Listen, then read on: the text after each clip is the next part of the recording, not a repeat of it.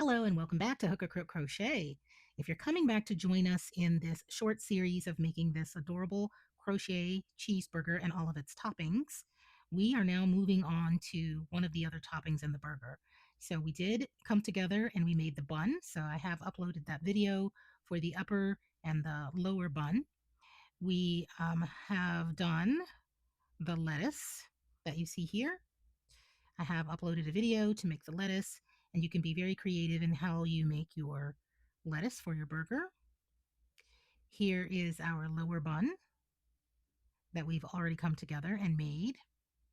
So now we are going to work on the sliced tomato.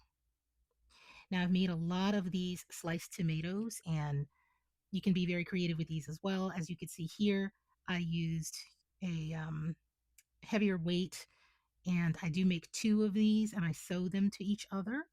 However, I'm noticing when you use a lighter sport weight yarn, I think it's a little bit easier and a little bit more authentic. I did not sew the tomato embellishments on this one. And of course, you can do it in any size that you like.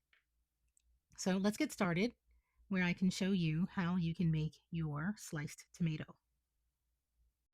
Here are the tools that I used for my project. Again, I'm going to use a very light, smaller, or thinner sport weight for the yarn in a red color. And there's a lighter or a beige color. I would encourage you not to use white, something that's a little more toned down, maybe even yellow if you want to make your tomato that way. I'm going to use a 2.5 millimeter crochet hook. I typically do use a smaller hook depending on the finish size that I like. Depending on if there's a child that has smaller hands, maybe I'll make a smaller tomato. But today I'm going to be using the 2.5 millimeter crochet hook. Of course, a pair of scissors and a darning needle. Those are our typical products that or items that we would use to make this finished product. So let's get started. All right, I turn the lights up a little and we're going to get started with the red color and a magic circle. And directly into that magic circle, I am going to make 5 single crochet. And I encourage you with this project to be very light on your tension. It can get a little curvy and a little squiggly, and that's going to happen a little bit either way, but we're going to fix that in the end. So just make sure that your work is not too tight. Okay, so that's 5 single crochet, and I'm going to join those at the top and crocheting over my tail. I'm going to do 2 single crochet in each stitch, crocheting over that tail. I'm sorry, I'm going to do a chain 1 and then 2 single crochet in each. 2,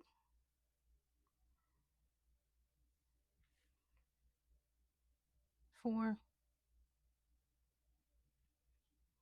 6,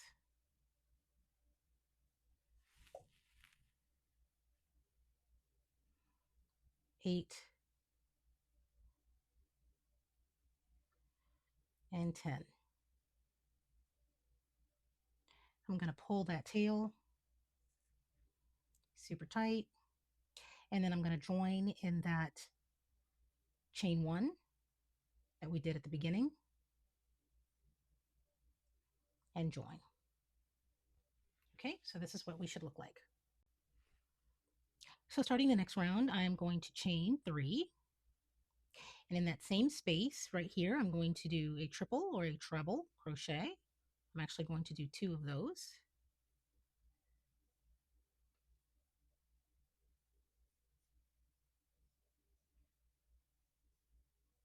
And then after that, I'm going to chain 2. And again, make sure your tension is going to be pretty light going around. We're going to skip the next stitch. And in the next stitch, we're going to do 3 treble crochet.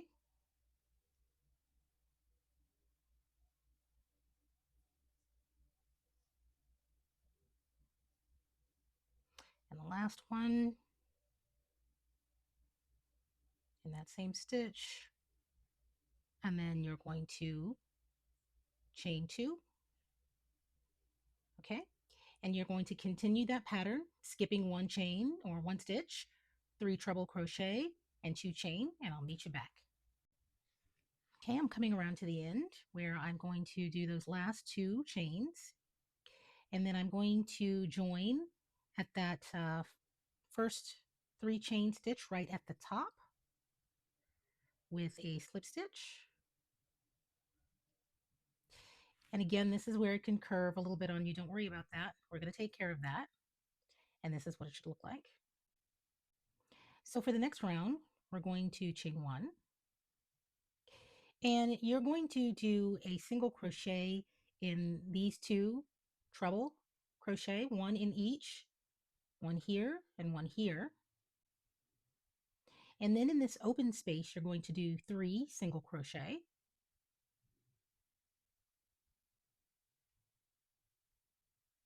And then you're going to repeat that again in the last 2 treble crochet. You'll do a single crochet, and then 3 in the open space.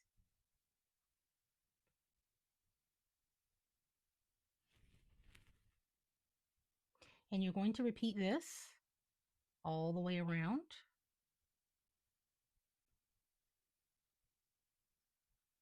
So try to keep your tension pretty light or loose, and I will meet you back around on the other side. All right, so now I have 2 pieces of my tomato, and I've kind of flattened them out and stretched them out. And on one of them, I finished with just doing a hidden sew with the hidden crochet or hidden single crochet, if you will. And each of them should have 6 clusters. And then I'm going to match them up together. Now it's up to you if you want to do, the wrong side to be your tomato to give it more texture, or the right side. It sometimes when I'm doing the food, I think the wrong side is a little more authentic, from time to time. So let's just go ahead and try to match them up, where you started, and match up each of your clusters. So you match them up where the spaces all align. And as we sew it together, you'll be able to make sure that these are lined up. And you can pull and stretch just a little bit, pull and stretch just a tiny bit. So this is the way that it's going to look when you're sewing them together. So this is the very best way I have found to join this particular project. Is I'm going to go through the outside of the loop on the opposite side, and then I'm going to whip back around and go on the outside on this side and the outside on this side, and join them together this way.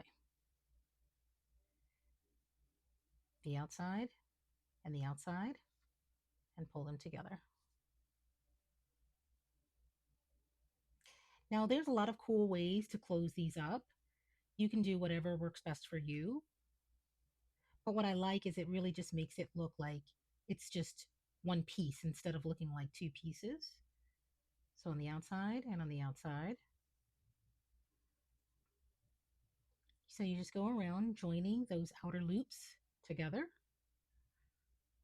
and just making sure your spaces are matched up as you're going around. And when we start doing the embellishments, we can also make sure these pieces are sewn together a little more as well. So continue to sew around, and I'll meet you back at the end. Now on the embellishments, I have never done the same thing twice.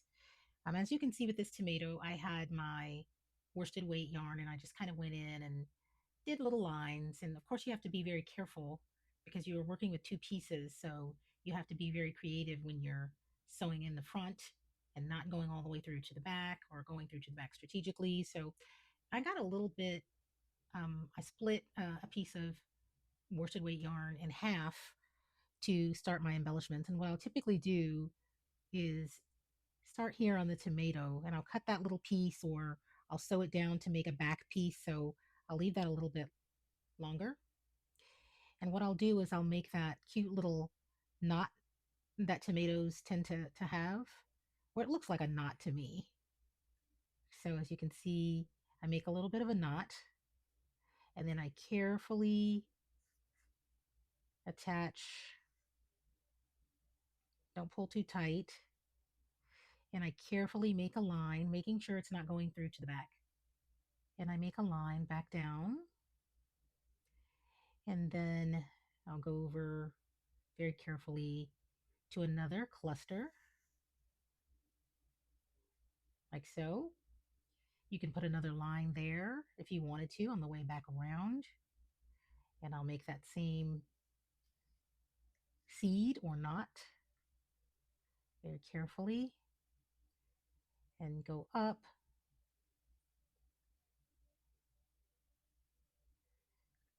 Oops. Let me go around and make that knot a little bigger. Okay, and then I'll go carefully up, not pulling too tight, coming back down. And again, I'm just kind of going to work this, or you could even, go to the back to tie down the front and then create a similar pattern. This is where you just really want to be super creative. I've never made the same pattern twice in making tomatoes. You just want to be very careful not to go all the way through to the other side. So here's how I finished my tomato. I finished it with the wrong side out on both sides. This is an example of a tomato that I did earlier with the right side out. So it's up to you. So I'm going to stop there today. Enjoy making your tomatoes. You can make this in different sizes. You can make them smaller or larger, starting out with fewer stitches in the beginning. And enjoy, get creative and enjoy. Come on back and we'll make some of the other toppings for the cheeseburger. The cheese obviously is pretty easy. We can do the bacon, we can do the sliced red onion. So come on back to Hook a Crook Crochet, like and subscribe, and I will see you back here soon. Thanks a lot.